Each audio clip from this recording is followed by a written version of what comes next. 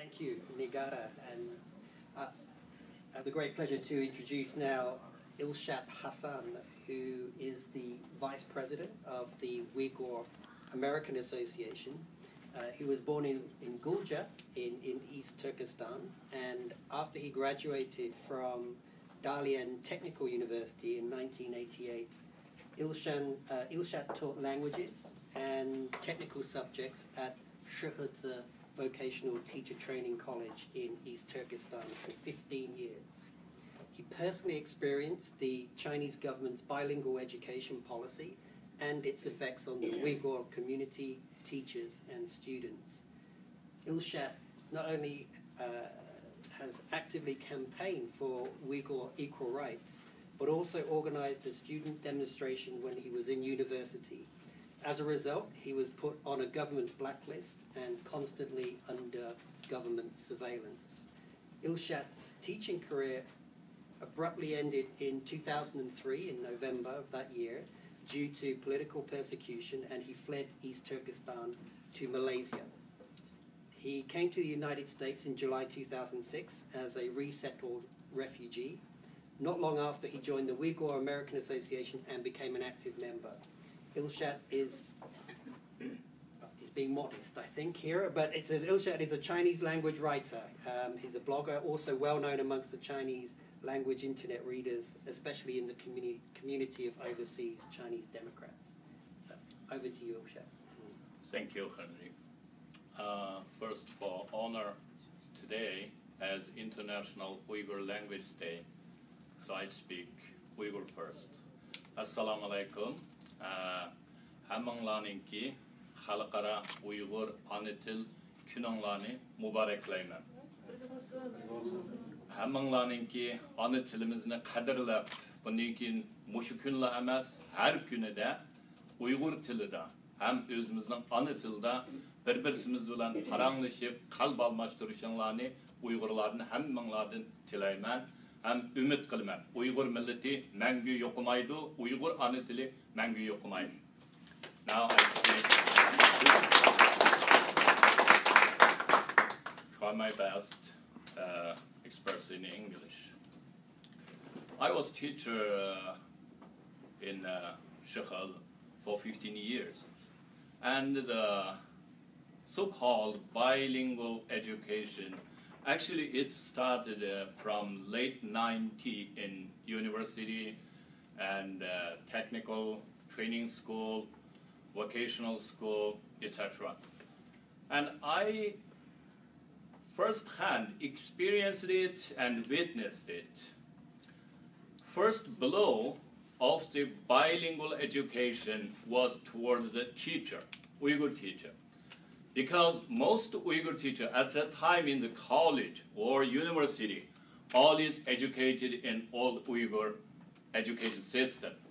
They barely speak Chinese and not very well like us, Min Kao Han. So when it started, when I was hired as a teacher in that Shihadze Tech College in 1988, in Shihadze, I remember have 5 schools. One is university, one is, 2 is for middle level college, and then one is a high school. All over there have around 300 to 500 minority teachers, Uyghur, Kazakh, but usually we all use Uyghur language as a main teaching minority.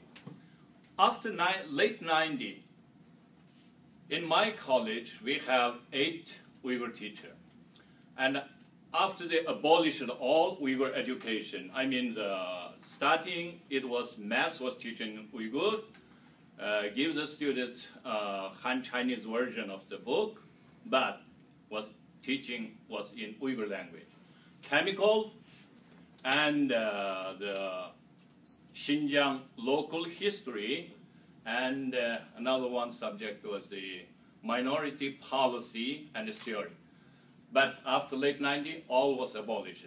First blow is me and my ex-wife. Both of us was left to teach in Chinese to the Chinese student. Other all Uyghur 6 teachers. was all moved out from the teaching position. And it happened not only in my college, it also in other colleges. Since then, in Shekhe, mostly in teaching position, Uyghur or Kazakh minority using non-Chinese, all is only Minkao Han.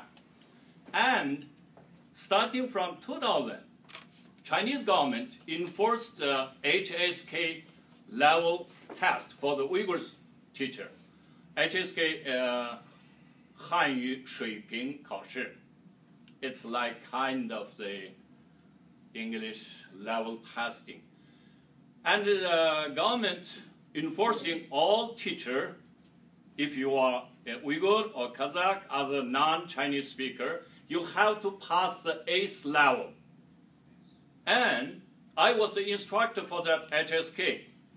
So I know it's very difficult. Even for some Chinese teacher, they are also teaching with me together the Chinese. And one time we did the test. I barely leveled for 70-something. And the rest of, we are 3 Chinese teacher, language teachers. Me, Uyghur, another one, Zhao Jinrong, another one is Lowland, 2 Chinese, but they all failed. 2 Chinese all failed. And in this level, you are asking the Uyghur teacher, it's unfair. And another one, a small anecdote. I mean, the Chinese bilingual education, actually, it's not bilingual. It was a destroying Uyghurs' culture from the root. Why I say this? This was a long-time plan for Chinese Communist government. And in my whole family, we are all educated in Chinese bilingual. So my sibling, all of us is Minkao Han. And I am lucky, I learned Uyghur myself, and I can read, I can write, but my sister, no.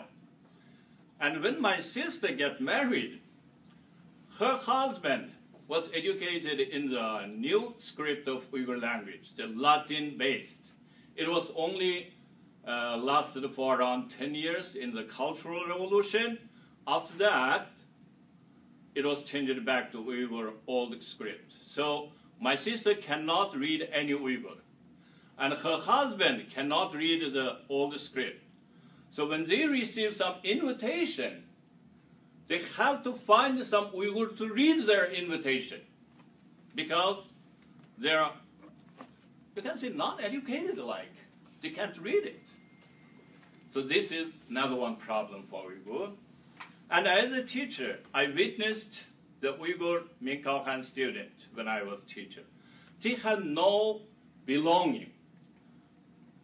Some students, after educated in whole Chinese education system, they look down their own culture sometimes.